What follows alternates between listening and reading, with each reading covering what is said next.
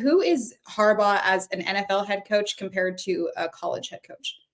So our Harbaugh is brilliant, and I think that should really be focused on for a minute. Like, he is a great coach. He's not a good coach. He's a great X's and O's coach. He's a weird dude. He's quirky, right? And with college kids, that works. Like, we went around like just having some fun, and we were trying to ask kids like, "What's give me a weird Harbaugh story." Couldn't get a single kid to want to go in on a weird Harbaugh story. Everyone was like, "Nah, I'll pass on that question." Now, when we asked what's his taste in music, found out I had no idea, but my guy like apparently rocks with the soundtrack to Wicked a bunch. He's a big Broadway musical guy. Like, he's a weird dude. And the version of Harbaugh that everybody sees at the podium where he's, talking about different animals that eat different animals. Like, that's Harbaugh. Like, he's just quirky. He's eccentric. That works with college kids because he's brilliant and because he's selling the college experience and because they sort of, I think at that age, you probably appreciate quirkiness a little bit. Part of the reason he has worn on NFL locker rooms is that I don't know that that works as well with 30-year-old grown adults that are, like they're just different. And I had one college player years ago tell me with the Titans at the time, it really opened my eyes. He was a rookie. He'd just been drafted by the Titans. And I met with him at the beginning of the season. We were just hanging out. And I was like, "How's it going?"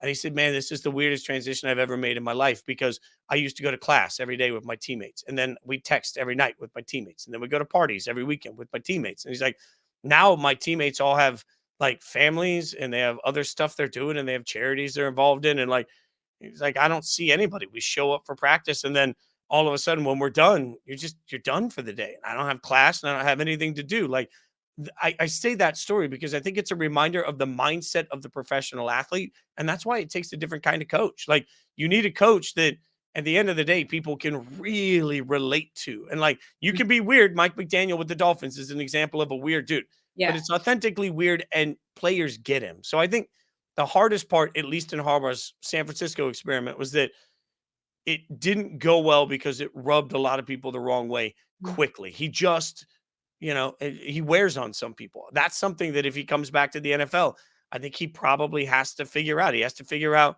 if he's wants to conform more to just being a good hang. And I don't see that as being like conformity is not something most professional coaches, and you see this all the time, are really like that's not a strength for most professional coaches. So I wonder if that can actually change. Yeah, that's really interesting. And I feel like I don't want to say there's a lack of respect there, but like you mentioned, like it doesn't really sit well. I think of the Shanahans of the world, like Belichick, like there was so much respect there.